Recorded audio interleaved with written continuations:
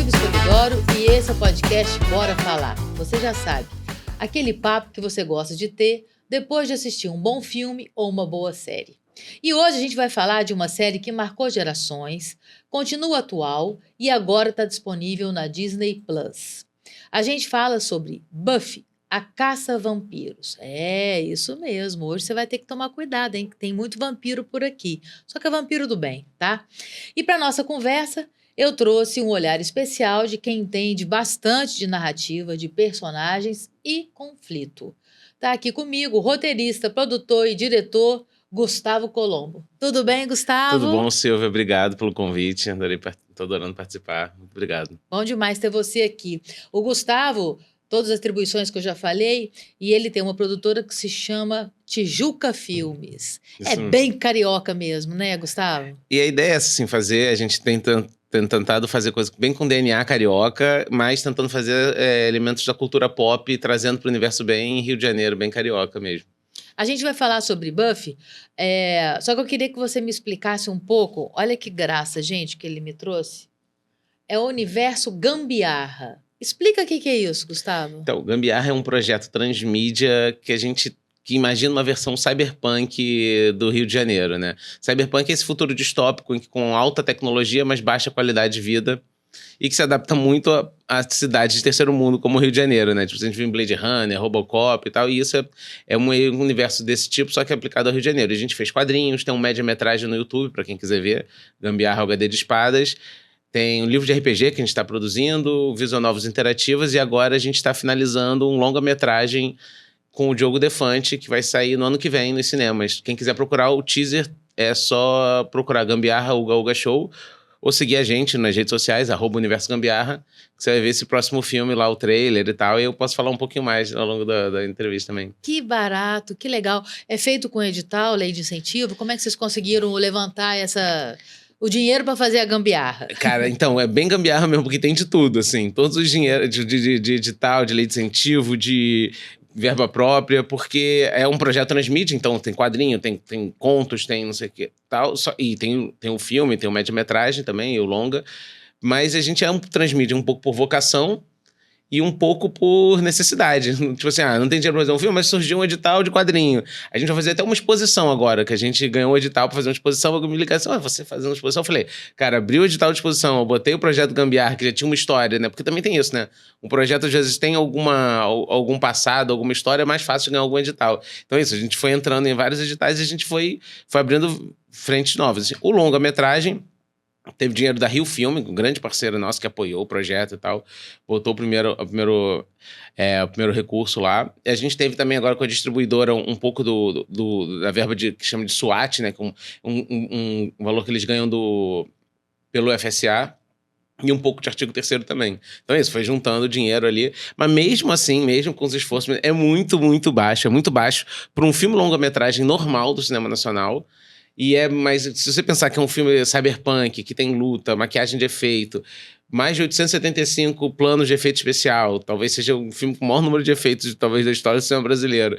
Eu brinco que a gente tem mais fundo verde que um filme da Marvel, só que filmado em Ramos. Então, é isso, assim, a nossa realidade. E a gente fez do jeito que deu e ficou muito maneiro. Tá bem legal o que a gente tá fazendo. Ainda é um longo trabalho de pós, e a ideia é lançar no segundo semestre do ano que vem. Que legal, muito bom. É como dizia o saudoso e genial Chico Anísio, vampiro brasileiro. É tipo isso, né? A gente tem que produzir com o dinheiro que a gente custa a conseguir, mas de qualquer maneira a gente faz o melhor que a gente pode. E o que interessa é que a gente faz arte, faz a sétima arte, que é o que a gente ama, né? Exatamente. É isso que interessa. Que bom que vocês estão produzindo, é isso aí. E quando lançar o ano que vem, você vem aqui no podcast. Volto, com certeza. Quero falar sobre o seu filme, tá? Bom, a sua dica de hoje é Buffy, a Caça-Vampiros, que está disponível na Disney Plus. Ela foi criada originalmente para Paramount, né, para americana. O primeiro episódio foi ao ar no dia 10 de março de 97 e terminou no sétima temporada, desculpa, a primeira temporada, o primeiro episódio, 10 de março. A sétima temporada e a última temporada foi em 2003. Então, a gente está falando de uma série aí que já está mais antiga, né? Mas que tem spin-offs, como Angel, e tem Buffy, a série animada, né? Bom, a sinopse é: Buffy é uma jovem que faz parte de uma longa linhagem de guerreiras escolhidas para caçar e destruir vampiros, demônios e outras forças do mal. Fica com o trailer e a gente já volta. E você sabe, tem spoiler, porque o Gustavo vai contar tudo que ele sabe muito sobre Buffy. Welcome to Sunnydale. A clean slate, Buffy. That's what you get here, even if it says I know my transcripts are a little colorful. you burned down the gym. You're not seeing the big picture here. I mean, that gym was full of asbestos. Hey, Jesse, what's what? New girl. That's right, I saw her. Pretty much a hottie. So you're from Henry, right? In LA? Yeah. I would kill to live in LA. That close to that many shoes? Hi.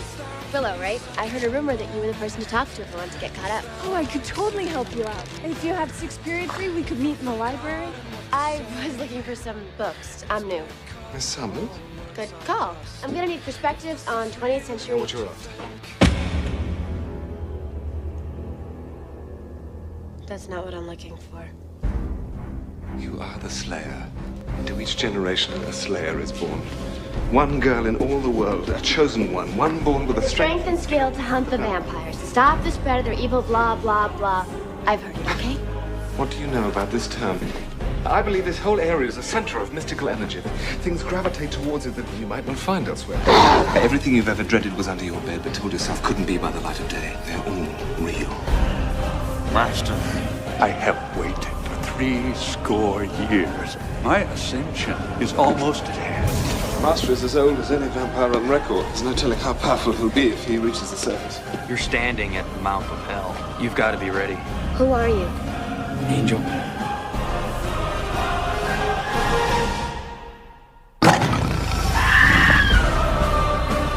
We're a team.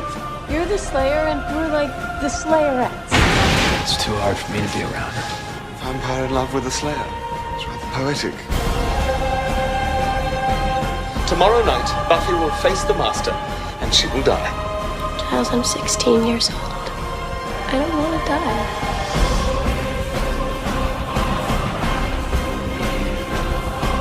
The dark forces are aligning against us, and we have a chance to beat them back.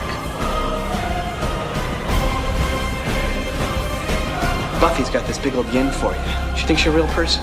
You're in love with her. Aren't you?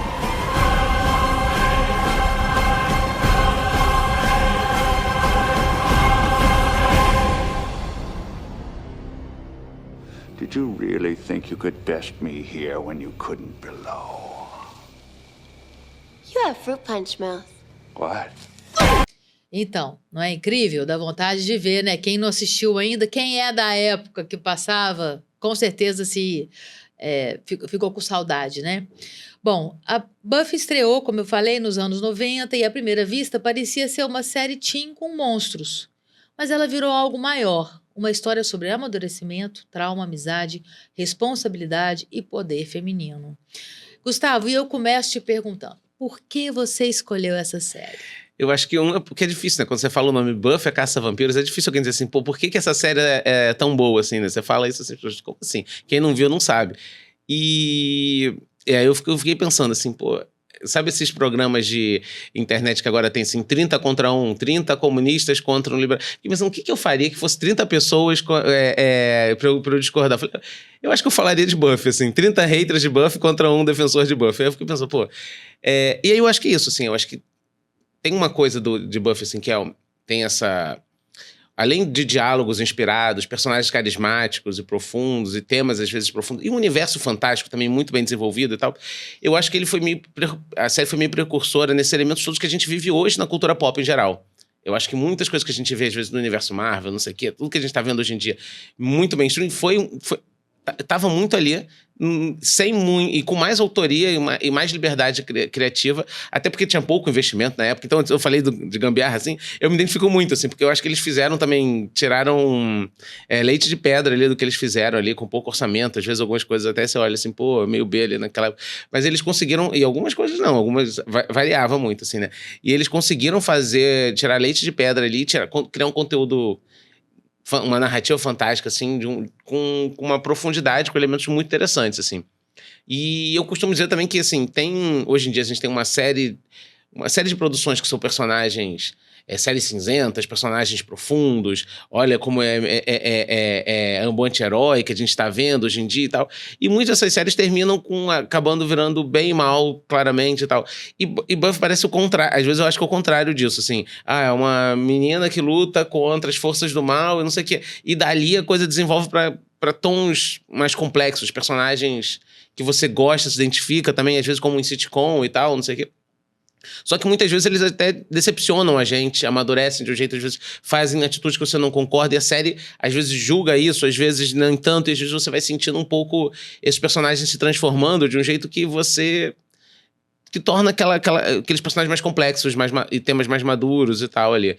Eu acho que esse é alguns dos pontos que eu pensaria em dizer, e assim, um pouco porque me influenciou. O tom de humor, a história, tanto em Gambiarra quanto nas minhas produções infantis que eu escrevo e tal, escrevi pra DPA, escrevi agora pro Tainá, que o longo que vai sair, tem elementos de Buffy ali, assim, eu consigo mapear, assim, coisas assim do tipo de texto, do tipo de humor, tipo de construção de universo e dramaturgia que estão ali também. Então, é engraçado porque é meio versátil também esses elementos que estavam ali, quanto eles influenciaram, né?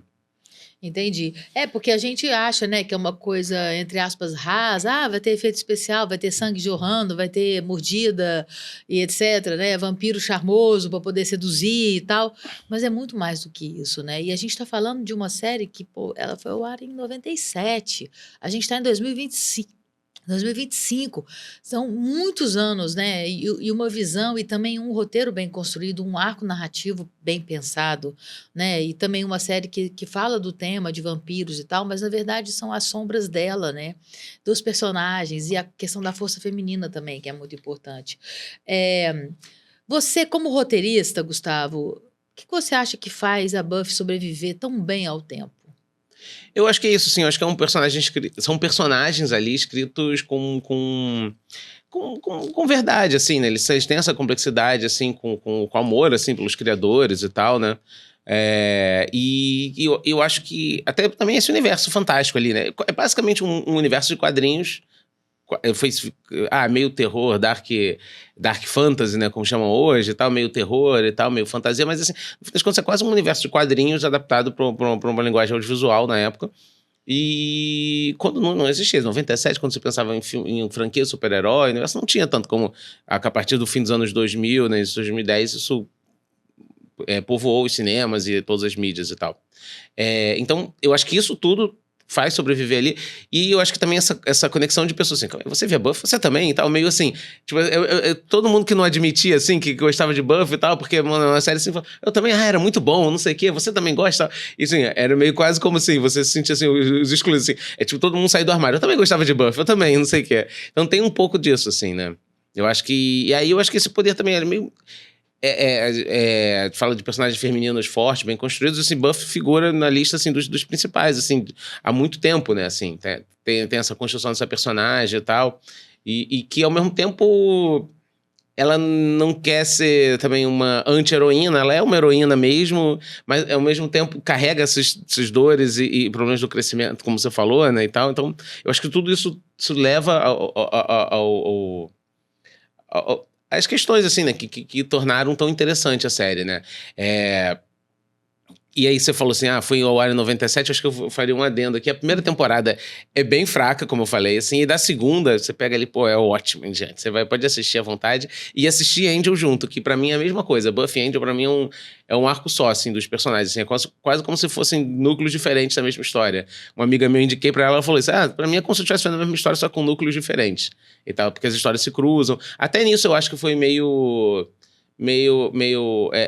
vanguarda, assim, né? Nesse sentido, que você vê os filmes da Marvel, você vê a cena pós-créditos de um pra ver outro filme e tal. Também duas séries que faziam isso, assim, se conectavam e tal, de uma forma que, pra mim, também foi um inovador, assim, na época. Sim, sim. Porque hoje em dia, spin-off é uma coisa muito comum, né? Assim, se o personagem é muito bom, isso acaba acontecendo, né? Os produtores que fazem a série pô, vamos apostar nesse personagem aí porque o público gostou. Vamos contar um pouco mais sobre ele, vamos mostrar como ele é fora aquela história central que fala da outra série e tudo mais. Para quem está assistindo a gente e não sabe o que é um spin-off nada mais é do que uma produção que tem um personagem que se destaca muito. A produção fala, bom, vamos contar mais essa história, vamos contar o passado, que seja, ou vamos contar o que vai acontecer no futuro. Enfim, é uma história paralela que pega aquele personagem que fez sucesso, que está fazendo sucesso, e fala-se sobre ele, que teoricamente você não vai fazer isso na outra série, porque ele não é protagonista, né? A gente conta a história de um protagonista. No spin-off, ele passa a ser protagonista da própria história. Então, isso é um spin-off. E ele está falando de Angel, que é um spin-off de Buffy, né? Isso, exatamente. Que acaba tendo uma visão... enquanto o Buffy aborda um pouco mais o amadurecimento, como é crescer, e os demônios são, em certa parte, metáfora disso e tal. E Angel é mais sobre uma série um pouco mais sobre redenção, né? Sobre do seu passado, você superar o seu passado, viver, daí tem elementos de mundo corporativo, outros elementos, outros dramas, outras questões ali, mas estão conectados ali no mesmo universo, né? E a gente sabe, né, que em Buffy fala-se sobre crescer dói, né? Os monstros são metáfora, como você acabou de falar. Fala-se sobre adolescência, sobre luto, amor, identidade, a força feminina sem romantização, que isso é interessante, até para a época, né? E a série usa o sobrenatural como metáfora o tempo todo, né? Na sua visão, por que isso funciona tão bem dramaticamente, né? Para o conflito em si mesmo? Eu acho que é isso, assim, né? É um universo muito bem construído, assim, e tal. E eu acho que, se você acompanhar a história, né? Basicamente, tem elementos, assim, né? Da criação da personagem ali, de como ela foi sendo trabalhada ali nesse tempo todo, assim, nessa questão dos dramas ali. E tem uma coisa também, que agora é uma série de 22 episódios, né, de 45 minutos, assim, mais ou menos, né? E uma coisa que a gente vê pouco hoje em dia. E aí eu acho que ele equilibra muito bem dois elementos, assim, que é o caso do dia. Quando você tinha uma série de 22 minutos, ou você tinha uma muito serializada, ou o caso do dia. Quase sempre era caso do dia, 22 episódios. Como o Arquivo X, ele tinha elementos de... Tem o caso do dia e tem o arco da temporada, o arco principal da série. Então, tem casos do Mulder e Scully indo ver um caso de alguma coisa sobrenatural que aconteceu ali, e o caso dos alienígenas, que é o arco principal lá, e envolvimento lá com a conspiração e tal.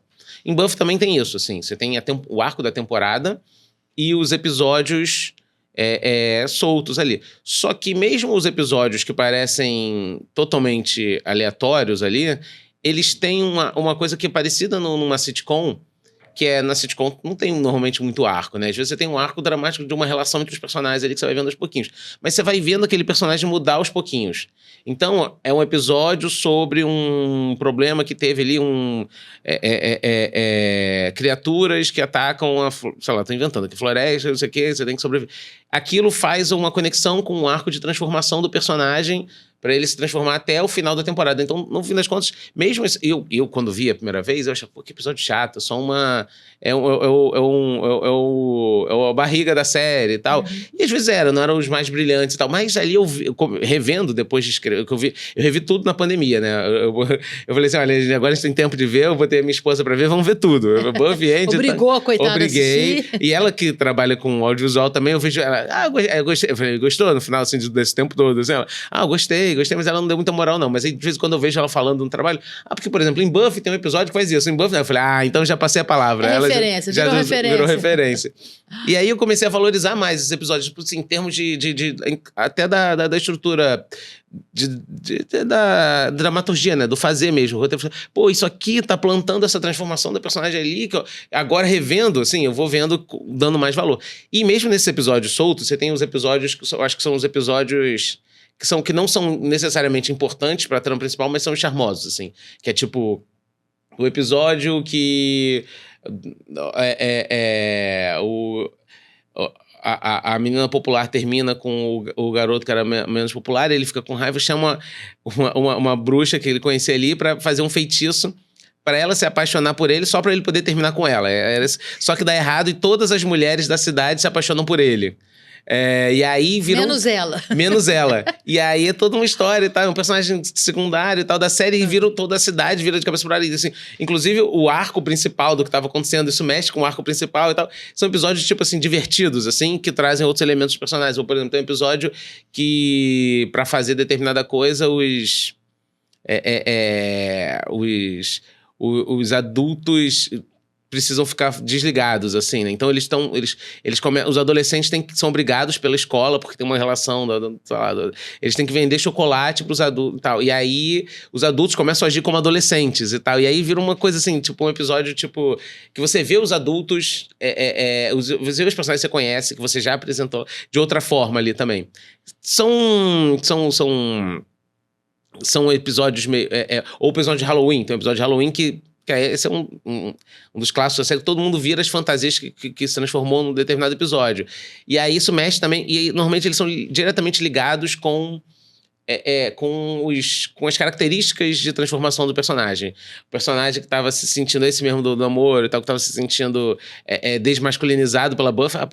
Tinha um cara que fez bullying com ele e a Buffy protegeu ele, porque a Buffy é durona e tal. Aí ele falou assim, não quero que você me proteja, porque ela ficou brava com ele, porque ele foi super injusto com ela, porque, como eu falei, os personagens decepcionam a gente às vezes na série.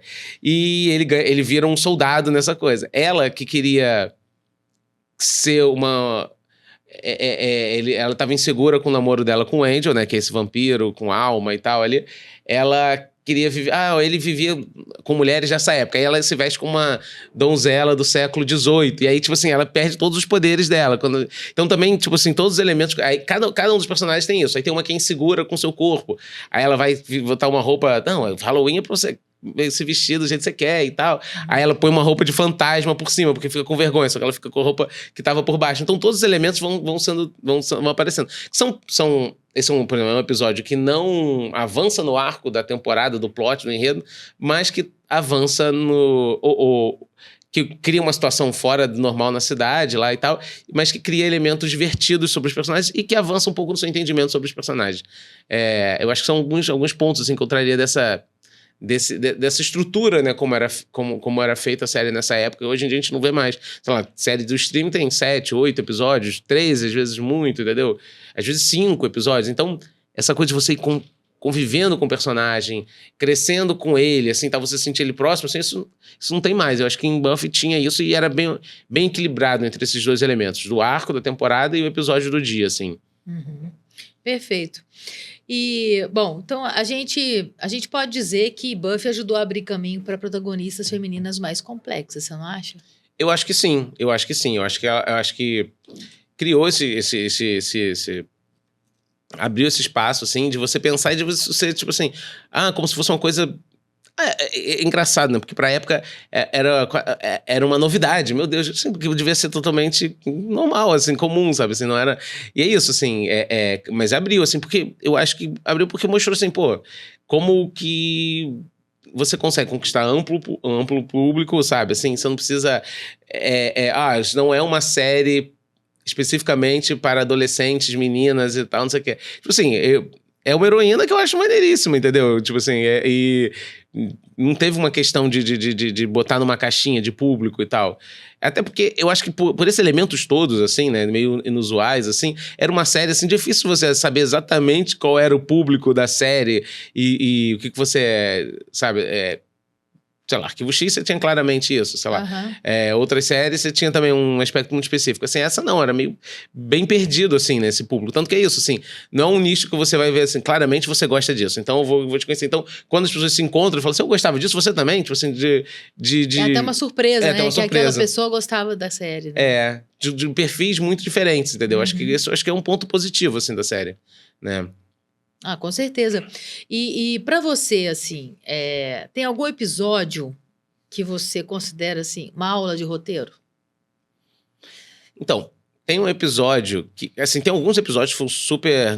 Eu acho que, assim, pra mapear um pouco, assim, o universo, assim, como você falou, assim, Buffy, basicamente, é isso, sobre uma heroína que recebe os poderes, uns poderes mágicos lá de ser super forte e lutar contra as forças do mal, e é escolhida de tempos em tempos.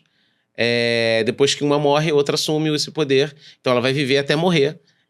lutando contra as forças do mal, e o fim da carreira dela é morrer. Então ela já sabe que é isso que ela vai ter que viver. E normalmente ela não tem amigos, não tem relação, ela tem que viver pra isso. Normalmente, só que ela acaba que esse poder sai numa patricinha de Los Angeles, que tem que, por acaso, adolescente, conviver com isso. E isso cria algumas coisas que ela depois, na série, quando ela começa indo se mudar pra Sunnydale, que é esse lugar que é a boca do inferno, que lá tem forças sobrenaturais, e é uma desculpa pra tudo acontecer ali. Então tem forças sobrenaturais que atraem pra lá e tal. E lá ela fica... Tem o mestre, né, que é o cara que é o designado pelo Conselho de Sentinelas, que é o Giles, que vai orientar ela, que é o bibliotecário da escola, e ela fica amiga da Willow, do Xander e da Cordélia, depois que acaba sendo a popular inimiga ali, que depois fica amiga, e depois do Angel, que é esse vampiro com alma, que normalmente os vampiros na série, eles não têm alma, eles são tipo... Isso é legal também do universo, assim. Ele inverte um pouco a lógica de que no passado existiu o paraíso. Então, no passado, o mundo era dominado pelos demônios, tudo era um inferno, era literalmente um inferno na Terra, e os demônios foram sumindo no lugar dos humanos. Os humanos foram ficando... E os vampiros são demônios que ficaram nos corpos humanos e estão aí, entendeu? E quando você vira vampiro, você perde sua alma. Essa é meio a lógica da série. E o Angel, que é esse que vira o namorado dela, é um vampiro que fez, tipo, milhões de atrocidades. E aí, depois que ele matou uma cigana, ele recebeu uma maldição que ele restaurou a alma dele. E ele não ia poder ter a alma de... E aí ele ia viver assombrado com tudo que ele fez de horrível nesse tempo todo. E ele tá lá querendo redimir isso. E depois descobre que tem uma maldição que a alma dele ele pode perder a alma de novo a qualquer momento. E tem uma coisa ali que acontece na segunda temporada, que ele perde a alma e aí também vira uma reviravolta. Então esse é basicamente o universo da série. E, de certa forma, enquanto a série é uma série sobre crescimento, sobre amadurecer, e os vampiros, eles representam um pouco aqueles que não envelhecem, aqueles que não mudam. Então, se a trajetória dela é mudar, crescer, os vampiros, de certa forma, são aqueles que estão, de certa forma, estagnados no tempo, alguma época. Tanto que, às vezes, o cara virou vampiro nos anos 70, ele tá usando, às vezes, roupas dos anos 70. Então, tem umas coisas assim. Então, você tem esses elementos, assim, né, pra tratar. E aí tem alguns episódios que tratam ou disso ou de outros elementos do universo. E aí tem um ponto, assim, que eu acho que é interessante falar. Os diálogos são sempre muito inspirados, assim. Tem humor, tem tiradas muito boas e tal. E os criadores foram sempre falando assim, pô, mas essa série, então, é muito fácil fazer, porque é só criar diálogos bem engraçadinhos e tal. E aí tiveram a ideia de fazer um episódio que chegava um grupo de demônios chamado Os Cavalheiros, e eles... Qual o jeito deles pegarem? Eles têm que pegar 7 corações de vítimas ali e tal. E uma das coisas que eles fazem, eles tiram o som, a voz de todo mundo, né? E aí todo mundo na cidade para de falar. Ninguém fala nada, e aí, tipo, gerou várias situações interessantes, engraçadas, mas assim, principal. São 45 minutos de episódio, acho que tem 30 minutos que ninguém fala nada. Um episódio todo mudo, praticamente. Uhum. E além de situações engraçadas e tal, gerou elementos de ação, de situação e de transformação de personagem que envolvia isso, assim. É bem interessante, assim, né? Porque nesse episódio, por acaso, tem... A Buffy, ela tá querendo criar uma relação com o personagem e começa justamente falando assim, a gente não consegue engatar um romance e tal, porque a gente fala muito, toda hora a gente fala muito. E é justamente nesse episódio que tem isso, assim, eles trocam pelo beijo, só que eles também descobrem um segredo de cada um deles também, no meio dessa história, assim. E aí termina com ele, então vamos conversar. E aí a última cena, eles mudos por um silêncio de 1 minuto em cena, assim, quase, assim, e tal. Então, eu acho que esse é um dos grandes episódios da série, assim. Tem outros, assim, que são sensacionais, que eu gosto muito. Os 2 últimos da segunda temporada, que contam um pouco do passado do Angel, justamente. E que... Posso dar spoiler aqui? Pode, fica à vontade. Em que a Buffy é obrigada a matar o Angel sem alma e tal, mandar ele pra uma dimensão infernal. É muito bom esse episódio. A gente vê o passado dele, de como é que ele era. A gente vê um pouco até do passado da Buffy também. Outro que eu adoro é um da 3ª temporada, O Desejo, que é quando... Justamente essa que era popular e que não queria namorar o cara menos popular e tal, namora ele, só que depois de um tempo ela deixa de ser popular, né? Porque tá namorando o loser e tal, essa coisa toda. E ele justamente trai ela. E aí ela, irritada e tal, encontram, por acaso, uma demônia da vingança. E o que ela faz? Ela se vinga normalmente de homens que foram adúlteros ou que não foram tóxicos ou alguma coisa assim. E aí ela vai... Pô, você não quer desejar alguma coisa, um mal contra ele? Ah, não sei o quê. Aí ela fala assim, sabe o que eu acho? Que eu só gostei dele porque ele andou com a Buffy. E ele deixou ele mais legal por ser popular com a Buffy. Se ela não tivesse vindo pra Sunnydale, eu seria muito melhor. E aí ela deseja isso. Aí eu desejo que Buffy nunca tivesse... E ela fala sem saber que ela era um demônio. E quando ela vê, feito. Aí ela vira e deseja. E aí a gente vê toda uma dimensão em que a Buffy não foi pra Sunnydale. E a gente vê a cidade de cabeça... Então, e foi criado. E depois esse universo, esse universo paralelo em que ela não veio também volta pra série. A gente vê outros episódios assim. Então... É uma inventividade, assim, de elementos e tal, a partir de, às vezes, uma coisa boba. Ele queria fazer um feitiço pra não sei o quê, e aí cria toda uma situação e de elementos. Outra é essa, ela queria que a Buffy não tivesse vindo pra cidade, pra Sunnydale e tal, e aí cria. Como é que seria a vida da Buffy sem os amigos? Que aí também... Isso vai pro tema da série, que é isso. Ela com amigos tira algo dela, mas dá algo de especial pra essa caça vampiros, que tem relações com o mundo terreno. Então ela tem algo pelo qual lutar, assim, né? Tem os amigos, tem família, tem outras coisas, assim. Então, a gente vê como seria ela se ela não tivesse ido pra lá. E aí acaba trágico esse outro universo, assim, também. Então, e aí voltam alguns personagens. Como é que estariam os personagens desse universo se não tivesse, assim? Então, é uma gama de possibilidades, assim, que a série foi trazendo e tal. Até porque ele usa também um pouco assim, olha, a gente quer inventar mesmo, a gente tem esse tom meio quase de quadrinhos mesmo. Então, assim, isso dá potencial pra gente se libertar e poder criar. Tudo é possível. Tudo é possível. E esse é o grande desafio, né, do roteiro, porque você tem que trabalhar exatamente em pequenas coisas que se transformam em grande, porque você fazer um episódio de 45 minutos, com 30 minutos, os personagens sem fala, já é uma aula de roteiro por si, né? Você conseguir trabalhar conflitos sem ter a fala, né? Sem ter o diálogo, né? Que é um dos pontos mais fortes, inclusive, da série, né? Sim. Bom, me fala aqui um pouquinho agora sobre Tainá. Você está, né, na franquia Tainá, a gente tem vários filmes, vai ter um lançamento de filme agora para o final do ano, final agora de dezembro. A gente está hoje, né, no dia 11 de dezembro, e eu acho que é 25, não é, que vai ter o lançamento. Conta um pouquinho sobre Tainá na sua vida. Então, Tainá é uma franquia brasileira, assim, e dessa menina indígena que protege a Amazônia e tal. E a gente teve 3 filmes nos anos 2000 e agora vai ter esse primeiro longo em animação, derivado da série animada. Em 2018 saiu a primeira temporada, não sei se foi esse ano passado saiu a segunda, e agora vai sair o primeiro longa-metragem, dia 25 de dezembro. E esse longa-metragem, ele conta, na verdade, a origem da Tainá do desenho animado. Antes de começar a série, a gente vê como é que ela virou a Tainá, como é que ela tem a flecha azul que ela usa para salvar os animais e proteger a Amazônia. E eu vou te dizer assim, pensando bem, ela tem um pouquinho de Buffy também, porque ela também ganhou o poder da antiga guardiã que tal antes dela existir. Ela tem 3 amigos, que é a Suri, o Catu e o Pepe, que pode parecer um pouco com Giles, Willow e Xander. Então tem alguns elementos assim que de alguma forma conversa, até trouxe assim, alguns elementos para dentro. Então agora a gente vai ter o primeiro longo animado da franquia que vai estrear dia 25. E você assina o roteiro? Assina o roteiro. Uhum. Eu escrevi o argumento, teve uma versão do Rafael Campos Rocha, que ele fez uma versão. Aí depois eu trabalhei de novo nesse argumento e depois escrevi o roteiro. Aí fui eu mesmo que escrevi.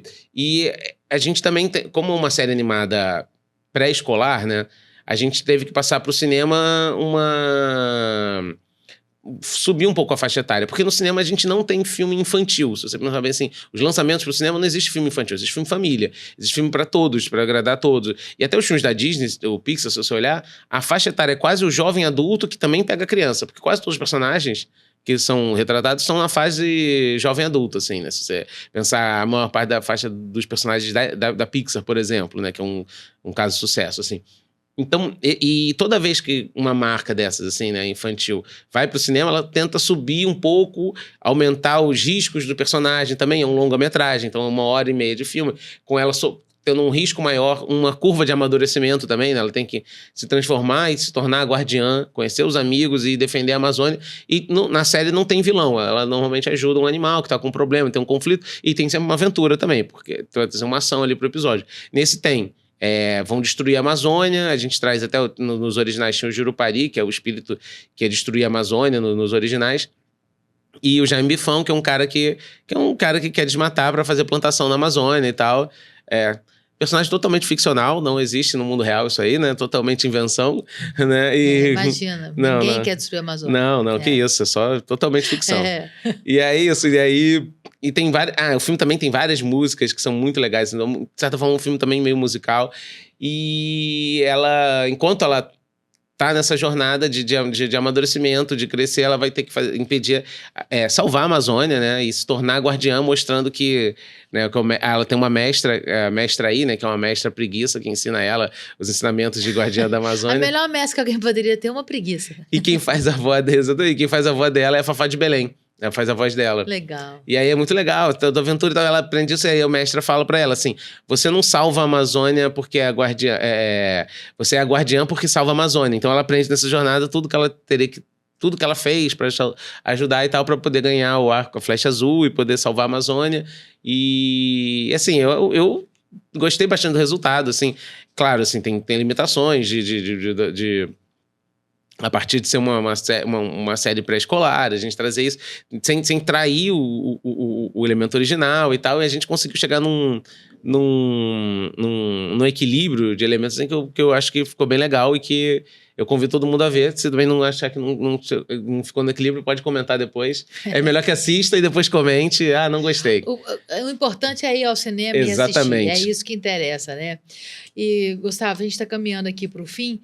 Tem uma curiosidade que, agora falando de Buffy, está sendo produzida pela Hulu, ou Hulu, não sei como é que fala. Além do retorno da Sarah Michelle, que é a protagonista, né, que faz a protagonista, eles estão produzindo uma nova Buffy. Você tá sabendo disso? Tô. Que eles vão fazer um reboot disso? Eu tô bem ansioso, mas um pouco tenso, assim, porque agora, como eu fiquei pensando, tem muitos filmes ou séries que são séries legados, ou filmes legados 10 anos depois, 20 anos depois, tem uma continuação. Buffy entrou nessa onda, porque tem realmente uma legião de fãs que queriam ver mais da série, queriam ver mais conteúdo, e agora vai ter. Eu ainda não sei se realmente vai ficar como eu esperava, mas assim, a expectativa é a alma do negócio, do audiovisual, mas é o grande problema pro público, às vezes, se frustrar, né? Então eu tô assim, né? Eu quero muito saber, assim, eu vi uma entrevista de um dos atores falando assim, cara, nem todos os roteiristas originais estão participando, assim, mas um cara falou assim, muitos roteiristas de hoje em dia de Hollywood são fãs de Buffy e se formaram vendo Buffy. E muitos que entraram eram esses fãs que hoje trabalham no mercado e queriam entrar. Então teve uma corrida ao ouro pra conseguir entrar nessa equipe, pra né? conseguir entrar nessa equipe. Eu falei assim, então talvez eu tô me identificando um pouco com essa equipe aí. Você gostaria de participar? Com certeza. Eu tenho até uma ideia de um spin-off aqui, mas eu não vou falar que não. Guarda, quem sabe. Aí. A gente nunca sabe o que pode acontecer amanhã, né? Então, vamos lá. A gente vai ficar aí esperando para ver o que vai acontecer desse reboot aí de Buffy, né?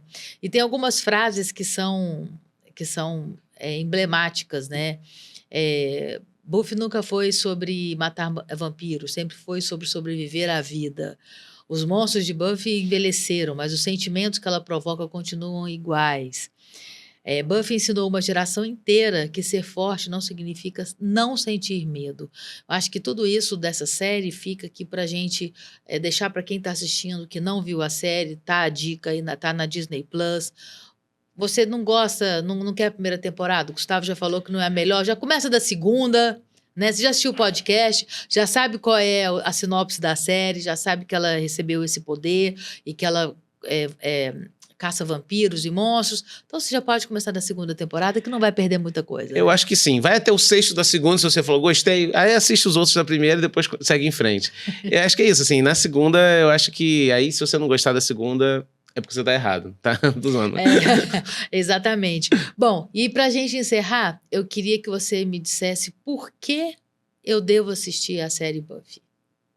Eu acho que é um pouco isso que eu falei, assim, que ela traz um elemento de de identificação com esses personagens. Alguns, vai ter coisa datada dos anos 2000, do início dos anos 90, você faz parte. Mas, assim, consegue trazer com profundidade elementos com os quais você vai se relacionar de alguma forma, assim. Personagens profundos, personagens que você vai se conectar como uma sitcom, mas dentro de uma trama de plot complexo, com universo fantástico. Você gosta de universo fantástico, de seres sobrenaturais, ou robóticos e tal, porque também tem isso, né? Em Buffy acaba misturando com muitos elementos. Você vai gostar também, mas principalmente personagens fortes com temas profundos e até, assim, filosóficos, assim, sobre o que fazer em determinadas situações e tal. Às vezes tem episódios assim que eu revejo assim quando eu quero ter determinada sensação, entender determinadas coisas comigo. Então serve até como olhar pra dentro assim também. Então acho que o Buffy trabalha muito nesse aspecto. Acho que vale muito a pena assistir. Vai de peito aberto, assim, né? Quem for ver, assim, e tal. Porque você pode se surpreender no caminho. Enquanto você tá vendo um episódio sobre uma seita de monstros assassinos e que vão fazer isso, você acaba se conectando com relações pessoais suas do seu dia a dia. E a mesma coisa em Angel, que entra para outros caminhos também. Eu aconselho também a assistir Angel, inclusive da vida corporativa, porque tem empresas, corporações e outras coisas assim também ligadas a esse universo, que também fazem sentido assistir. Bom demais, Gustavo. Olha, eu quero te agradecer muito, muito, muito por você ter vindo, por você compartilhar aí todo o seu conhecimento sobre Buffy, né? Já que você é fã da série e, como você disse, é uma série que inspira nós roteiristas, né? Então é uma referência também para quem gosta de roteiro, assistir, analisar cada episódio, analisar esse arco maior, os arcos menores, né, de cada episódio e entender aonde tem ali o quanto é importante e como um bom roteiro ele é clássico, ele é eterno, né? Você vê, a gente está falando de uma série de 97 que continua atual, porque os temas que a série aborda são temas que até hoje a gente utiliza. Claro que naquela época você não tinha um recurso tecnológico para fazer os efeitos maravilhosos que você hoje tem condição de assistir em qualquer filme que a gente se propõe a fazer. Mas o mais legal é que de lá a gente foi crescendo, amadurecendo a própria indústria em si. O público que gosta desse tipo de conteúdo também começou a consumir mais e fez a indústria crescer, que é isso que a gente quer, né? Enquanto também produtores, enquanto diretores, a gente quer que a indústria cresça e que ela ofereça mais oportunidades e vários gêneros cinematográficos, porque as pessoas, tem gente que gosta de todos os estilos, né? E isso que é o legal da arte, né? E da sétima arte em si. Então é isso. Muito obrigada por você ter vindo. Eu agradeço o convite. A gente já sabe que dia 25 de dezembro a gente tem Tainá nos cinemas, então fiquem aí atentos, né, para o trabalho do Gustavo. Gustavo é o roteirista desse filme. Importante a gente valorizar o nosso produto nacional, a nossa floresta, né, a importância de heróis, heroínas no caso, né, brasileiras, isso é muito importante.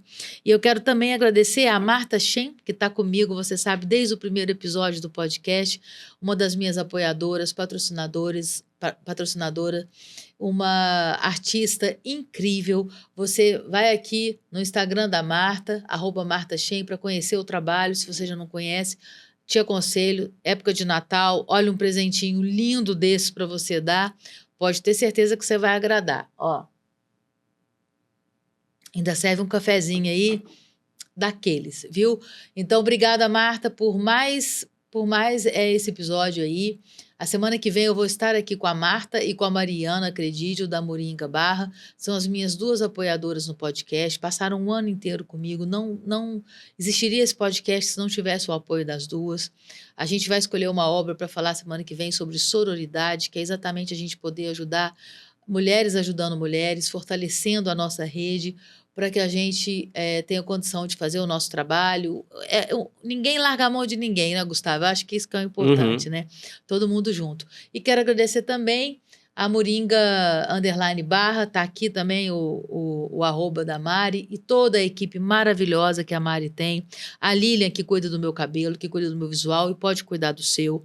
Eu postei no meu Instagram essa semana uma transformação. Eu cheguei lá com o cabelo cheio de branco, saí com o cabelo lindo. Em 20 minutos, o gloss, que é um tratamento que eles fazem lá na Moringa. Ainda ganhei uma hidratação, porque na Moringa, sim, eles te mimam. Então, tá aqui o arroba, vá na Moringa, conheça os serviços que a Mari e toda a equipe dela tem para te oferecer. Um beijo aí para a galera, para a Rô, para a Thay, para o Moisés e para todo mundo que trabalha na Moringa _, tá bom? Obrigada a vocês. Sem vocês isso aqui não existiria. E você que está assistindo a gente, já sabe, os arrobas, o que faz isso aqui acontecer estão aqui na descrição do canal. Então, eu peço que você compartilhe com mais pessoas, que o YouTube possa entregar o nosso conteúdo para mais gente e que a gente possa se fortalecer aí, porque o ano que vem a gente vai ter mais Bora Falar, hein? Então, eu conto com você. Mais uma vez, Gustavo, muito obrigada.